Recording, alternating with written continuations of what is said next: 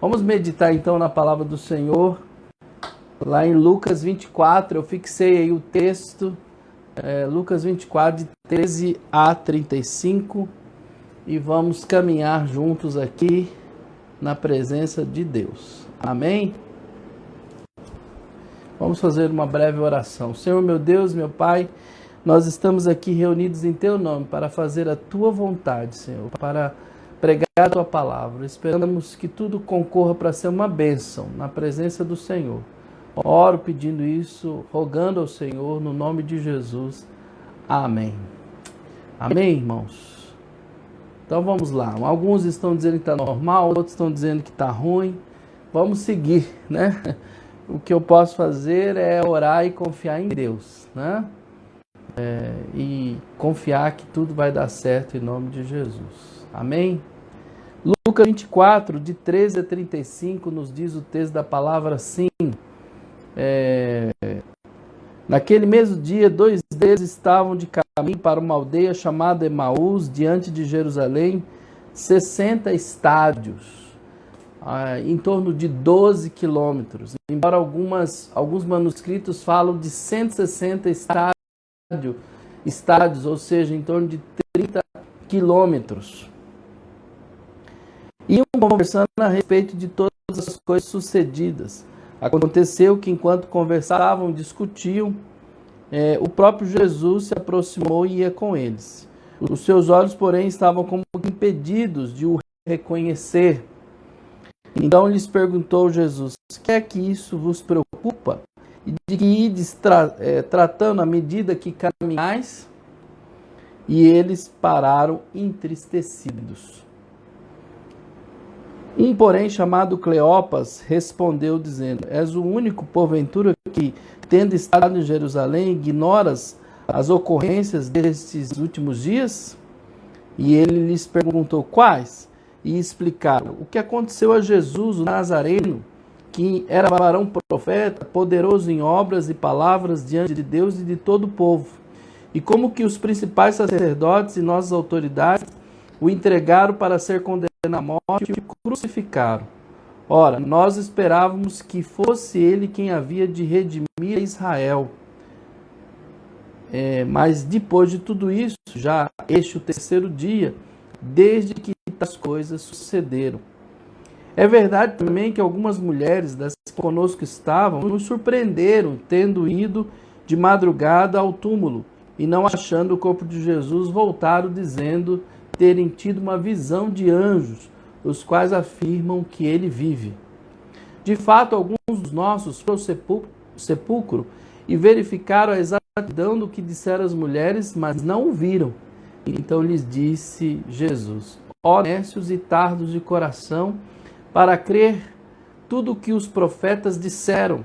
Porventura não convinha que o Cristo padecesse e entrasse na sua glória? E começando por Moisés, discorrendo por todos os profetas, expunha-lhes o que a seu respeito constava em todas as Escrituras. Quando se aproximavam da aldeia para onde iam, fez ele menção de passar adiante. Mas eles os constrangeram, dizendo: fica conosco, porque é tarde, e o dia já declina, e entrou a ficar com eles. E aconteceu que, quando estavam à mesa, tomando ele o pão, abençoou, e tendo partido, lhes deu. Então se lhes abriram os olhos, reconheceram, mas ele desapareceu da presença deles. E disseram um ao outro: porventura não nos ardia o coração, quando ele pelo caminho nos falava, quando nos expunha as Escrituras? Na mesma hora, levantando-se, voltaram para Jerusalém, onde acharam reunidos 11 e outros com eles, os quais diziam: o Senhor ressuscitou, e já apareceu a Simão. Então os dois contaram o que lhes acontecera no caminho e como fora por eles reconhecido no partir do pão. Então, queridos, nós temos aqui a palavra do Senhor lida, e eu quero meditar nesse texto, porque nós estamos vivendo tempos difíceis realmente, e é bom a gente refletir nessa passagem bíblica desses dois discípulos a caminho de uma cidade, de uma vila chamada Emaús, que distava, como eu disse, em torno de 12 a 30 quilômetros ali de Jerusalém. O interessante é que nesse texto eles se distanciaram de Jerusalém. E eles eram discípulos de Jesus. Mas infelizmente eles estavam mais à voz do coração do que realmente ouvindo as promessas que Jesus tinha dito. Provavelmente, diante da desilusão, diante do momento que eles estavam passando, eles esqueceram das promessas do Senhor. E eles esqueceram de ouvir a voz do Senhor Jesus, né? Das promessas que ele tinha deixado. E quantas vezes nós fazemos a mesma coisa, né? Porque a gente percebe que a promessa não se cumpre e os sonhos não se concretizam, e aí o desânimo vem e abandonamos o Mestre, né? O Mestre Jesus, nosso Senhor, nosso Salvador, e rumamos em direção totalmente contrária a Jerusalém, né? Então, abandonamos o lugar onde Deus deseja que façamos morada, né? Por que muitas vezes isso acontece? Por que às vezes acabamos na rota do retorno, do retrocesso, né? No caso aqui, voltando para Emaús.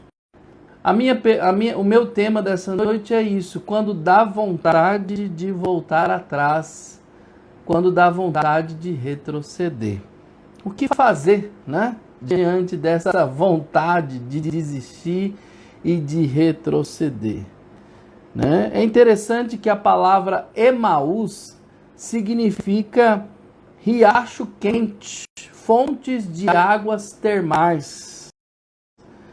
Talvez a razão agora, né, dos discípulos quererem retroceder, porque eles ficaram com vontade de saciar suas almas em outras fontes, né, e não mais no Senhor. É interessante, então, pensar sobre isso, nesse significado. Mas a minha pergunta persiste: por que aqueles dois discípulos que tinham tudo, tinham Jesus, andavam com Jesus, viram grandes coisas do Senhor, por que deu vontade neles de voltar atrás? Por que eles sentiram vontade de retroceder? Isso é porque as suas expectativas em relação à caminhada com Jesus não foram correspondidas.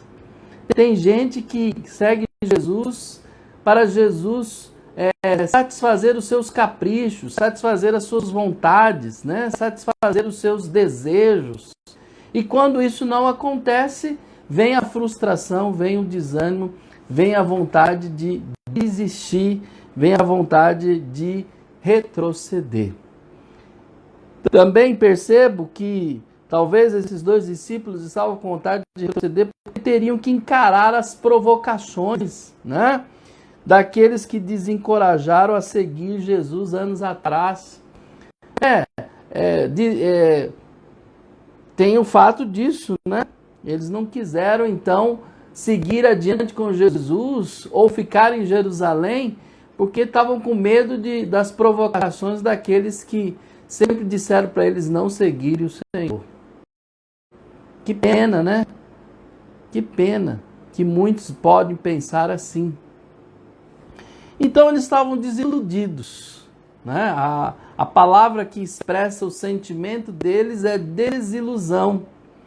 E o que a desilusão produz no nosso coração quando nós deixamos que ela se instale?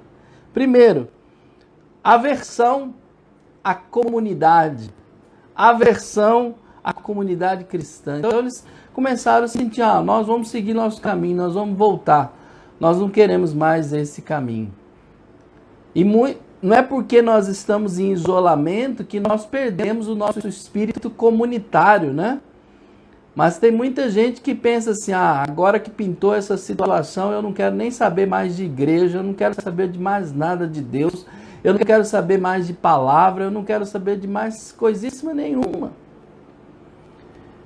Tem outros que a desilusão produz vontade de retroceder, que é o caso deles. Determinação de nutrir um sentimento de amargura, descrédito total com as boas notícias e a incapacidade de discernir a presença de Jesus. Foi o que aconteceu com esses discípulos, né? Jesus estava estava caminhando com eles e eles não conseguiram identificar Jesus. Seus corações estavam tão, perdidos naquele momento que eles não conseguiam enxergar Jesus Cristo. E o que Jesus fez então para restaurar, para trazer ânimo de volta, para fazê-los desistir daquele retrocesso? O que Jesus fez?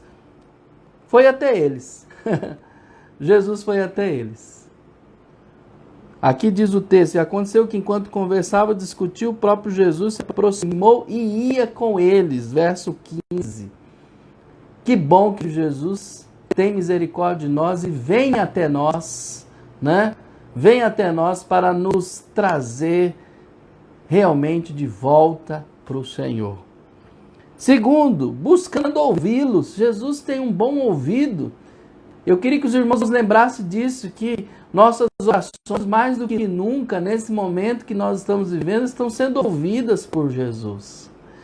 Ele gosta de nos ouvir, Então lhes perguntou Jesus: que é isso que vos preocupa? E de que ides tratando à medida que caminhais?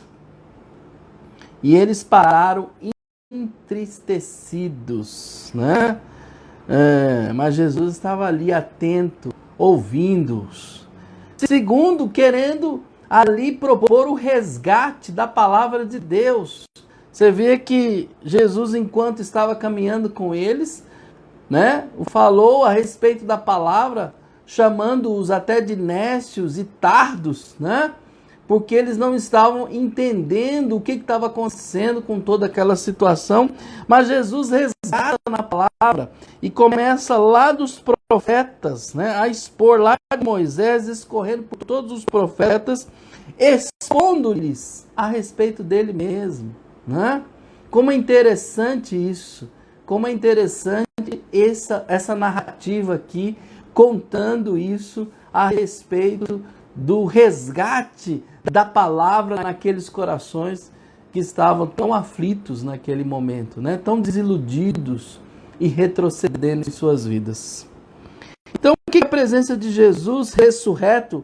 Isso é bom lembrar, Jesus estava ressurreto ali, ele estava em corpo ressurreto, porque tinha 3 dias, Ao terceiro dia ele ressuscitou, era a palavra dele, era a promessa dele, e aqueles discípulos estavam com Jesus ressurreto, andando com eles naquele momento. Então, o que Jesus proporcionou ali? Primeiro, o reavivamento da fé. Irmãos, é momento da gente reavivar a nossa fé, reavivar o nosso compromisso com o Senhor, reavivar o nosso chamado com o Senhor. É importante que esse momento nos propicie isso. É o que aqueles discípulos no caminho de Emaús estavam experimentando de Jesus. Esse reavivamento da fé. Segundo, o prazer da vida comunitária. Na mesma hora, levantando-se, voltaram para Jerusalém, onde acharam reunidos os 11 e outros com eles. Então Jesus trouxe os trouxe de volta ao convívio espiritual, ao convívio da fé, ao convívio da comunhão, ao convívio da comunidade. Olha, irmãos, nós estamos isolados, mas nós estamos em vida comunitária. Alguns pastores não estão entendendo isso, Mas a verdade é que nós estamos vivendo uma comunidade mesmo, virtual, e é uma comunidade de fé em Cristo Jesus. É o que tem nos unido nesse instante. É lógico que quando tudo voltar à sua normalidade, nós vamos encontrar naquele espaço físico. Mas nesse momento é o que nós temos, e isso está sendo alimentado. E é o que Jesus faz quando nós estamos com vontade de retroceder. Então, eu queria dizer para você que Jesus ali, além de trazer o prazer da vida comunitária, trouxe a alegria de testemunhar. Então os dois contaram-lhes aconteceram no caminho e como foram por eles reconhecidos no partir do pão. Eles passaram a testemunhar com alegria o que tinha acontecido com eles. Irmãos, nós vamos aproveitar esse momento e com alegria testemunhar o que Deus tem feito em nossas vidas, em nossa casa, em nossa família. Depois que passar tudo isso, eu tenho certeza que eu vou ouvir muitas histórias, né? Histórias de vocês contando o que aconteceu nesse período. E espero que sejam histórias que revelem o poder de Deus na sua vida e na sua casa. Então, eu queria dizer que não se esquive do fato de que Deus está interessado em você, mais do que você possa imaginar. Jesus se importa com você, se importa com a sua vida, com a sua casa, com a sua família, nesse instante, mais do que você possa imaginar. Segundo, fale abertamente com Deus a respeito do que você sente no seu coração, viu? É hora da gente reaprender a orar, né? A entrar em secreto na presença de Deus, falar com o Senhor no nosso quarto e abrir o nosso coração, realmente abrir nosso coração e falar com Ele abertamente o que nós temos sentido. Nós temos que resgatar o lugar da palavra de Deus também na nossa vida, na nossa casa, no nosso dia a dia. Resgatá-lo no nosso coração, na nossa mente, memorizar a palavra, crescer na palavra. E com certeza, resgatar esse amor, né, uns pelos outros. Como eu tenho sentido amado pelos irmãos. Eu tenho certeza que você também tem experimentado isso, né? Quando o irmão liga, quando o irmão comenta alguma coisa aqui no Instagram na hora da mensagem, na hora das lives da semana, né?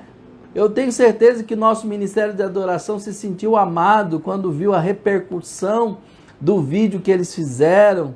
Isso é tão bom, irmãos. Isso é bom demais e nós temos que cultivar isso agora e depois dessa crise também, continuar tendo esse amor, nutrir esse amor de convivência comunitária que a gente precisa ter. Isso nos estimula tanto, nos ajuda tanto nesse momento de crise. E eu acredito que depois, né, depois dessa crise, mantendo essa alegria, esse prazer, essa prática de convivência comunitária é tão bom, vai ser tão bom para a igreja.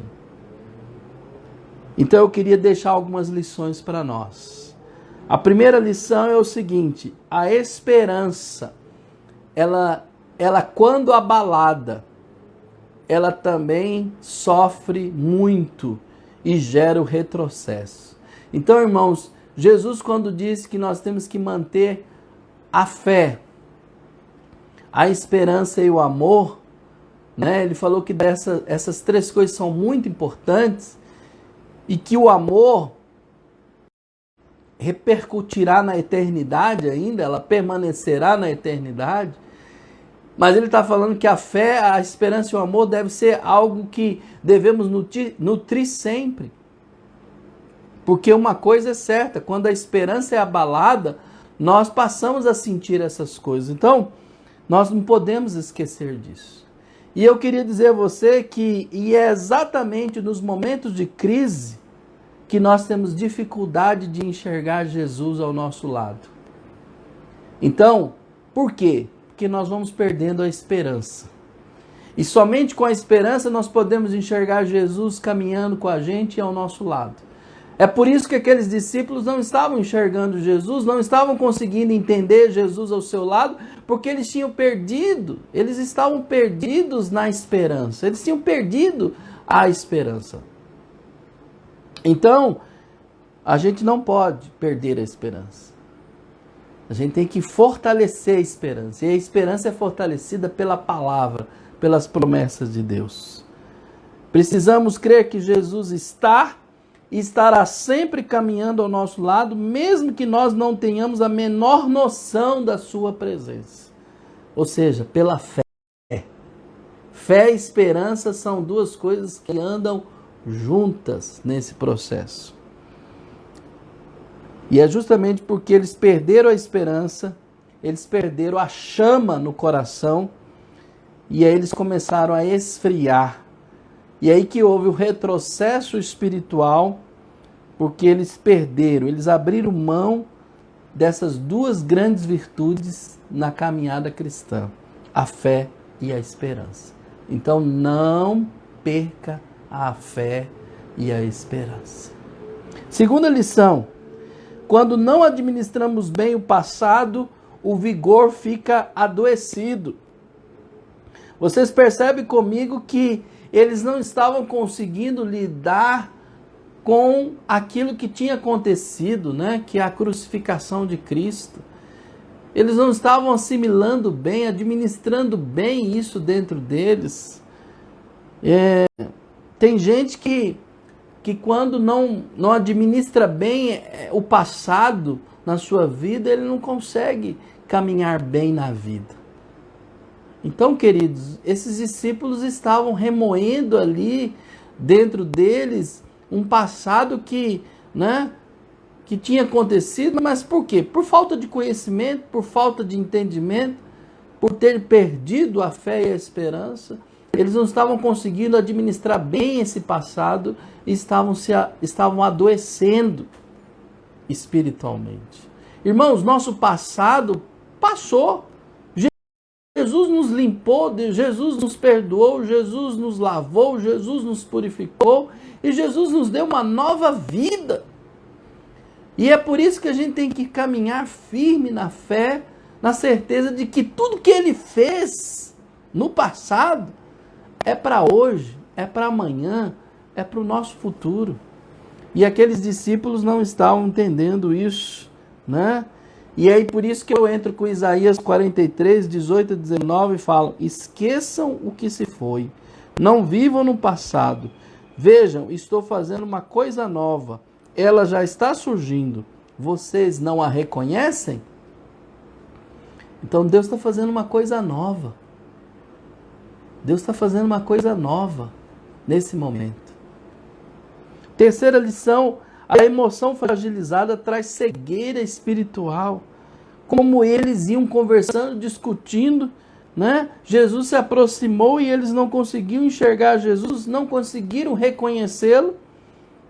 Por quê? Porque eles estavam com a emoção fragilizada, eles estavam com o coração fragilizado, a fé abalada, e isso trouxe cegueira espiritual. Eles não conseguiam perceber Jesus caminhando com eles, eles não conseguiram reconhecê-lo. Aqueles dois discípulos estavam tão preocupados e tão entristecidos, sinal claro de uma perspectiva de futuro frustrada por ocasião da crucificação. Para aqueles discípulos é como se tudo estivesse acabado. Irmãos, não acabou nada, nada está acabado. Deus tem algo muito grandioso. É preciso agora manter uma saúde emocional e mental gerenciado pela saúde espiritual. E a saúde espiritual vem pela oração e vem pela palavra, vem pela vida comunitária que nós estamos tendo nesses dias, de forma a encontrar todos os dias, né? Espiritualmente falando, e encontrarmos nesse universo virtual, mantendo a firmeza no Senhor. A quarta lição: Deus não vai dar o que Ele não prometeu. Por que eu estou dizendo isso? Porque eles tinham uma expectativa, aqueles discípulos.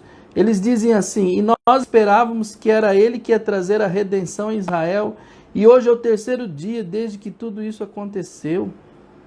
Irmãos, vamos aprender uma coisa: Deus não vai dar nada que Ele não prometeu. Ele só vai dar aquilo que Ele prometeu. Tem gente que fica encucando coisas na cabeça que não está nem na palavra, não existe. Não é coisa para se preocupar. É para se entregar a Deus e confiar nele. Tiago 4,3 fala: quando pedem, não recebem, pois pedem por motivos errados para gastarem seus prazeres. Por que eu estou dizendo isso? Porque Deus não vai dar o que Ele não prometeu. Como é que você vai pedir uma coisa, né, com motivos errados, esperando que Deus dê aquilo, sendo seu coração e as motivações não estão totalmente longe da vontade de Deus? Irmãos, vamos voltar para a palavra. Deus só vai dar aquilo que a palavra dele diz. E é isso que é importante. Quinta lição: devemos, ainda que isolados, manter-se atualizados. Temos que nos manter atualizados. Por quê? Porque o isolamento por só já provoca a desatualização. Então nós temos que nos manter atualizados. O problema daqueles discípulos, eles estavam se isolando dos outros, né? Se isolando, retrocedendo, voltando para Emaús, se distanciando de Jerusalém, e esse isolamento deles não era bom. Assim como o nosso isolamento agora pode ser ruim para nós se a gente não ficarmos juntos, atualizados, orando, né? Conversando. A gente não pode fazer desse isolamento motivo para a gente ficar enfunado em nós mesmos. Nós precisamos estar atualizando um com o outro. Precisamos estar permanecendo um com o outro e com Cristo. Como diz João 15,4, permaneçam em mim e eu permanecerei em vocês. Nenhum ramo pode dar fruto por si mesmo se não permanecer na videira. Vocês também não podem dar fruto se não permanecerem em mim. Nós temos que permanecer em Jesus, firme, ligado, conectado. E isso também é um com o outro. Não vamos nos esquecer disso. Para encerrar, quais são os passos para experimentar esse algo novo de Deus? Quais são os passos que eu preciso dar para estar firme na presença de Deus, sem desistir, sem olhar para trás, sem querer voltar atrás? Primeiro, volte para a palavra de Deus. Foi isso que Jesus fez com aqueles 2 discípulos, né? Eles custaram a entender isso, mas eles entenderam. Jesus foi expondo lá de Moisés aos profetas, explicando tudo a respeito dele em toda a Escritura. Isso, então, aqueceu o coração deles. Eles mesmos testemunharam disso, perguntaram um ao outro, não estava queimando o nosso coração enquanto ele nos falava no caminho, nos expunha as Escrituras? Então, volte-se para a palavra de Deus, meu irmão, minha irmã, meu amigo. Conheça a palavra. Conheça a palavra de Deus. É ela que vai reaquecer o seu coração. Segundo, convide Jesus para entrar. Aqueles discípulos insistiram com Jesus quando eles chegaram lá na casa deles, né? Chegou lá no local que eles estavam indo com Jesus. Insistiu com Jesus para entrar na casa deles. Nós temos que insistir sim, irmãos. E eu quero pedir a você que não tem Jesus, convide Jesus para entrar na sua vida. Convide Jesus para entrar na sua casa, sua vida. Convide Jesus para entrar na sua casa, na sua família. Convide Jesus para entrar. Foi isso que aqueles discípulos fizeram, né? E eles então viram ali o quanto que era importante. O quanto era importante isso. Jesus entrou na casa deles. E foi ali que os seus olhos abriram, no partir do pão. Que interessante, né? Que maravilha.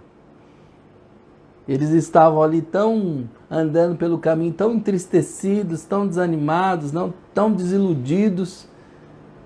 E com Jesus ao lado deles, sem reconhecê-lo. Mas quando Jesus entrou na casa deles, partiu o pão, ali Jesus desapareceu. Lembre-se que Jesus estava com o corpo ressurreto. E ali os seus olhos abriram. Deixe Jesus entrar na sua vida. Deixe Jesus entrar na sua casa. Deixe Jesus fazer isso. Abrir os seus olhos espirituais. Em nome de Jesus. Portanto, em último lugar, experimente Jesus no cotidiano da vida. A mesa, né? A mesa aqui, ele tomou o pão, deu graça, partiu. Então os olhos deles foram abertos e reconheceram. E ele desapareceu da vista deles.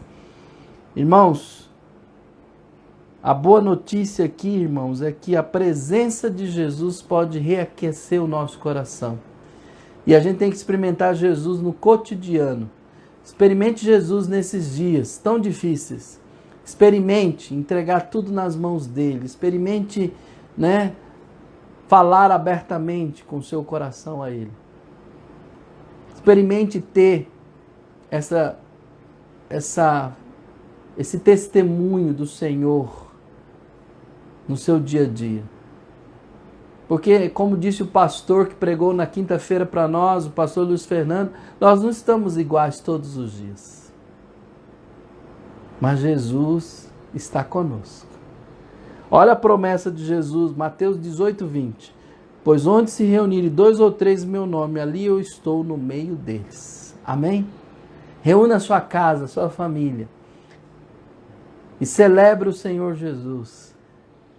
E experimente Jesus no dia a dia, no cotidiano da sua vida. A comunhão com Jesus é o que pode fazer toda a diferença em nossas vidas. E os seus olhos abrirão, com certeza. Volte ao lugar que Jesus preparou para você. Confie no que Ele planejou quando criou você. Jesus tem todo o poder para fazer o teu coração aquecer novamente. Ouça sua voz até que seu coração se aqueça. Só assim vamos experimentar grandes coisas do Senhor. Só assim seremos abençoados. E o desejo de voltar para trás vai sumir. Nós não vamos querer retroceder. Pelo contrário, nós vamos querer avançar. Nós vamos querer seguir no chamado de Jesus. Foi o que aqueles discípulos experimentaram. Eles voltaram para Jerusalém, da onde eles nunca teriam, não poderiam ter saído. Eles tinham que estar lá. Por que Jerusalém era importante?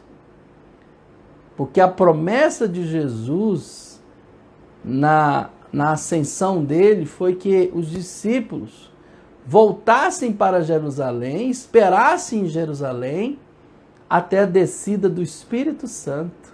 Pentecostes, Atos capítulo 1, ali até o versículo 8, e ali em diante nós temos ali o momento histórico da igreja, o derramamento do Espírito Santo de Deus, irmãos. E Jesus falou para eles aguardarem em Jerusalém, porque iria acontecer isso. E é isso que eu quero dizer para os irmãos. Hoje nós temos o Espírito Santo do Senhor. O Espírito Santo já foi derramado. Então agora nós temos que viver no Espírito, aquecidos pelo Espírito de Deus, nutridos pela palavra de Deus, experimentando essa convivência da fé comunitária, dessa fé que a igreja tem, ainda que nesse momento, nesse universo virtual, mas estamos firmes na presença de Deus. Podemos então, com certeza, experimentar grandes coisas de Jesus no nosso dia a dia. Confie nisso, creia nisso, se apegue a isso. E eu tenho certeza que tudo isso vai passar, em nome de Jesus, vai passar. E nós vamos contar isso um dia, para a glória de Deus, como testemunho, o poder dele, sobre a obra dele, sobre as nossas vidas, sobre a nossa casa, sobre a sua igreja.